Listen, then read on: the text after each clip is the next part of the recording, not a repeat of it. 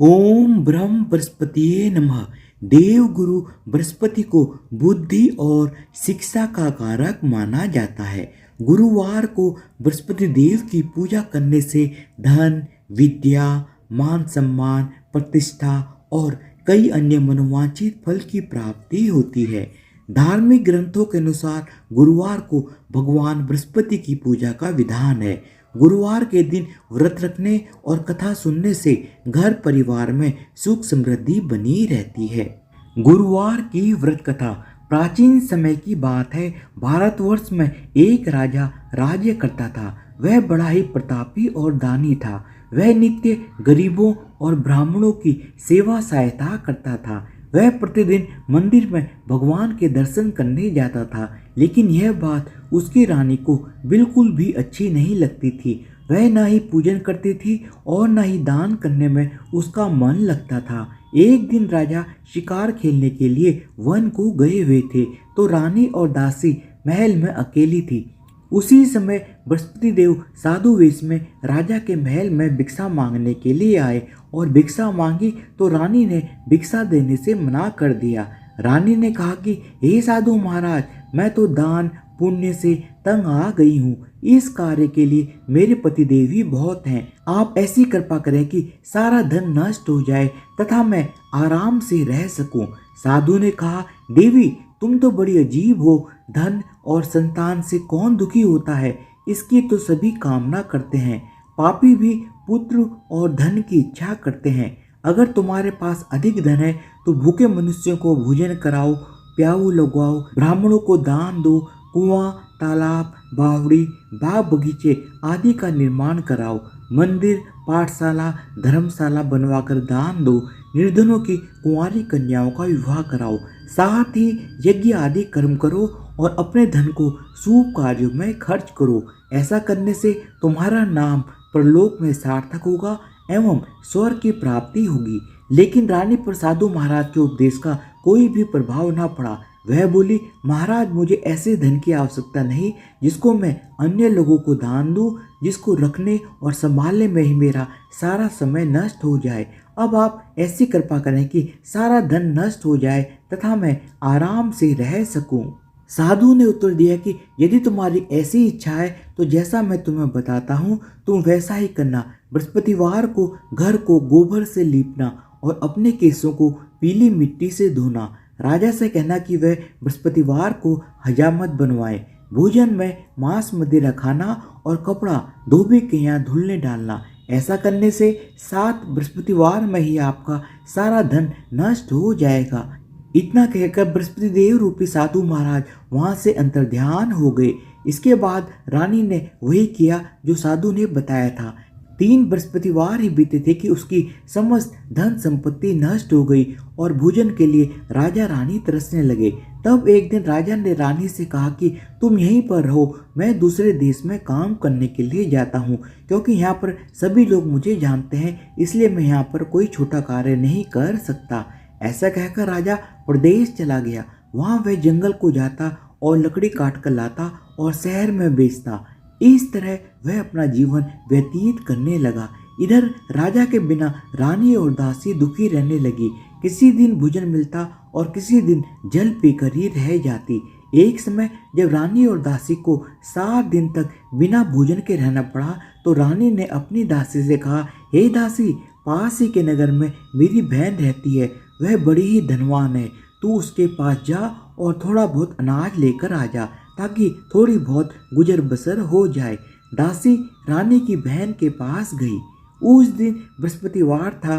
रानी की बहन उस समय बृहस्पतिवार की कथा सुन रही थी। दासी ने रानी की बहन को अपनी रानी का संदेश दिया, लेकिन रानी की बहन ने कोई उत्तर नहीं दिया। जब दासी को रानी की बहन से कोई उत्तर नहीं मिला तो वह बहुत ही ज्यादा दुखी हुई। उसे क्रोध भी आया। दासी ने वापस आकर रानी को सारी बात बता दी।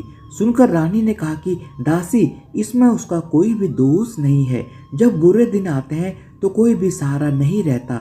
अच्छे बुरे का पता विपत्ति में ही लगता है। ईश्वर की जो इच्छा होगी वही होगा। यह सब हमारे भाग्य का दोष है। यह सब कहकर रानी ने अपने भाग्य को कोसा।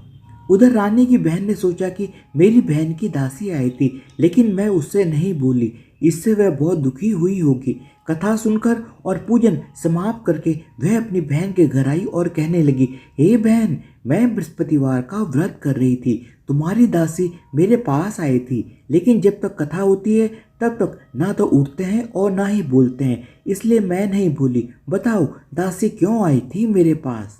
रानी बोली, बहन तुमसे मैं क्या छिपाऊं, हमारे घर में खाने तक को अनाज नहीं है। ऐसा कहते कहते रानी की आंखें भर आई। उसने दासी समेत पिछले 7 दिन से भूखा रहने की सारी बात अपनी बहन को बता दी, इसलिए मैंने दासी को तुम्हारे पास थोड़ा बहुत अनाज लेने के लिए भेजा था। रानी की बहन बोली, देखो बहन, बृहस्पति देव सबकी मनोकामना पूर्ण करते हैं, देखो शायद तुम्हारे घर में भी अनाज रखा हो। पहले तो रानी को विश्वास नहीं हुआ, परंतु बहन के बार बार आग्रह करने पर उसने दासी को अंदर कमरे में भेजा। तो दासी घर के अंदर गई तो वहां पर उसे सचमुच एक अनाज से भरा हुआ घड़ा मिला। उसे देखकर बड़ी हैरानी हुई। उसने बाहर आकर रानी को बताया। दासी रानी से कहने लगी, हे रानी, जब हमको भोजन नहीं मिलता तो हम व्रत ही तो करते हैं, इसलिए क्यों ना इनसे व्रत की विधि और कथा पूछ ली जाए, ताकि हम भी व्रत किया करेंगे। दासी के कहने पर रानी ने अपनी बहन से बृहस्पतिवार व्रत के बारे में पूछा। उसकी बहन ने बताया, बृहस्पतिवार के व्रत में चने की दाल, गुड़ और मुनक्का से भगवान विष्णु का केले के वृक्ष की जड़ में पूजन करें तथा दीपक जलाएं और कथा सुनें। उस दिन एक समय ही भोजन करें और भोजन में पीले खाद्य पदार्थ का सेवन जरूर करें। इससे गुरु भगवान प्रसन्न होते हैं, अन्न, पुत्र और धन का वरदान देते हैं, साथ ही सभी मनोकामनाएं पूर्ण करते हैं।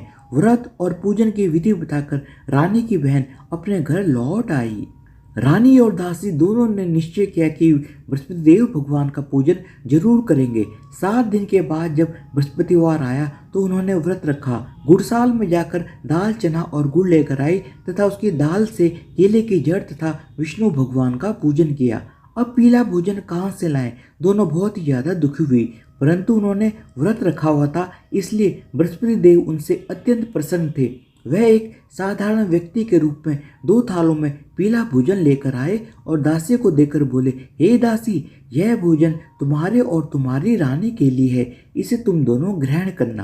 दासी भोजन पाकर बहुत ही ज्यादा प्रसन्न हुई। उसने रानी से कहा कि चलो रानी जी, भोजन कर लो, परंतु रानी को भोजन के आने के बारे में कुछ भी पता नहीं था, इसलिए उसने कहा कि जा तू ही भोजन कर, क्योंकि तू व्यर्थ में हमारी हंसी उड़ाती है।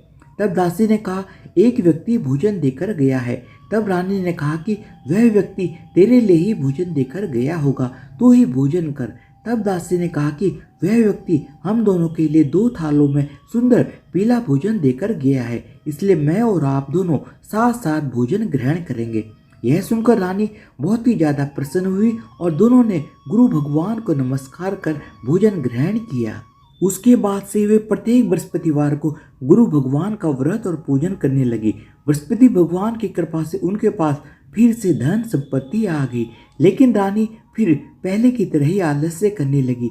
तब दासी बोली, देखो रानी, तुम पहले भी इस प्रकार आलस्य करती थी, तुम्हें धन को रखने में कष्ट होता था, इस कारण सभी धन नष्ट हो गया, और अब जब दोबारा गुरु भगवान की कृपा से धन मिला है तो तुम्हें फिर से आलस्य होता है। बड़ी मुसीबतों के बाद हमने यह धन पाया है, इसलिए हमें दान पुण्य करना चाहिए। तुम्हें भूखे मनुष्य को भोजन कराना चाहिए, प्याऊ लगवाने चाहिए, ब्राह्मणों को दान देना चाहिए, कुआं, तालाब, बावड़ी और बाग बगीचे इत्यादि का निर्माण कराना चाहिए, मंदिर, पाठशाला और धर्मशाला बनवाकर दान देना चाहिए, निर्धनों की कुंवारी कन्याओं को विवाह कराना चाहिए, साथ ही यज्ञ आदि कर्म करने चाहिए और अपने धन को शुभ कार्यों में खर्च करना चाहिए, जिससे तुम्हारे कुल का यश बढ़ेगा और स्वर्ग की प्राप्ति होगी और पितृ प्रसन्न होंगे। दासी की बात मानकर रानी शुभ कार्य करने लगी, उसका यश फैलने लगा। एक दिन रानी और दासी आपस में विचार करने लगी कि न जाने राजा किस दशा में होंगे, उनकी कोई खोज खबर भी नहीं है। उन्होंने श्रद्धापूर्वक बृहस्पति भगवान से प्रार्थना की कि राजा जहाँ कहीं भी हो शीघ्र ही वापस आ जाएं। उसी रात को बृहस्पति देव ने राजा को सपने में आकर कहा, हे राजा उठ, तेरी रानी तुझको याद करती है, अपने देश को लौट जा। राजा प्रातःकाल उठा और जंगल से लकड़ी काटने के लिए जंगल की ओर चल पड़ा। जंगल से गुजरते हुए विचार करने लगा कि रानी की गलती से उसे कितने दुख भोगने पड़े। राजपाट छोड़कर जंगल में आकर रहना पड़ा और जंगल से लकड़ी काटकर शहर में बेचकर गुजारा करना पड़ा और अपनी दशा को याद करके व्याकुल होने लगा। उसी समय राजा के पास बृहस्पति देव साधु के वेश में आकर बोले, हे लकड़हारे, तुम इस सुनसान जंगल में किस चिंता में बैठे हो, मुझे बतलाओ। यह सुनकर राजा के नेत्रों में जल भर आया। साधु की वंदना कर राजा ने अपनी संपूर्ण कहानी सुना दी। महात्मा दयालु होते हैं। वे राजा से बोले, हे राजा, तुम्हारी पत्नी ने बृहस्पति देव के प्रति अपराध किया था, जिसके कारण तुम्हारी यह दशा हुई है। तुम अब चिंता मत करो, भगवान तुम्हें पहले से अधिक धन देंगे। देखो, तुम्हारी पत्नी ने बृहस्पतिवार का व्रत करना शुरू कर दिया है। अब तुम भी बृहस्पतिवार के व्रत में चने की दाल, गुड़ और मुनक्का से भगवान विष्णु का केले के वृक्ष की जड़ में पूजन करो तथा दीपक जलाकर कथा सुनो। उस दिन एक समय ही भोजन करना, लेकिन भोजन में पीले खाद्य पदार्थ का सेवन जरूर करना। भगवान तुम्हारी सब कामनाओं को पूर्ण करेंगे। साधु की बात सुनकर राजा बोला, हे प्रभु, लकड़ी बेचकर तो इतना पैसा भी नहीं बचता जिससे भोजन के उपरांत कुछ बचा सकूं। मैंने रात्रि में अपनी रानी को व्याकुल देखा है। मेरे पास कोई साधन नहीं जिससे उसका समाचार जान सकूं। फिर मैं कौन सी कथा खाऊं, यह भी मुझे मालूम नहीं है। साधु ने कहा, हे राजा, मन में बृहस्पति भगवान के पूजन व्रत का निश्चय करो, वे स्वयं तुम्हारे लिए कोई राह बना देंगे। बृहस्पतिवार के दिन तुम रोजाना की तरह लकड़ियां लेकर शहर में जाना। तुम्हें रोज से दुगना धन मिलेगा, जिससे तुम भली भांति भोजन कर लोगे तथा बृहस्पति देव की पूजा का सम्मान भी आ जाएगा। राजा ने ऐसा ही किया और उसको मनोवांछित फल की प्राप्ति हो गई। कुछ समय के पश्चात राजा भी रानी के पास वापस आ गया और दोनों मिलकर नियमित रूप से बृहस्पति देव की पूजा करने लगे। इस प्रकार से जो भी ये कथा पढ़ता या सुनता है, उसके सभी पाप कर्म नष्ट हो जाते हैं और उसकी सभी इच्छाएं पूर्ण होती हैं। धन्यवाद। बोलो बृहस्पति देव महाराज की जय हो। भगवान विष्णु की जय हो।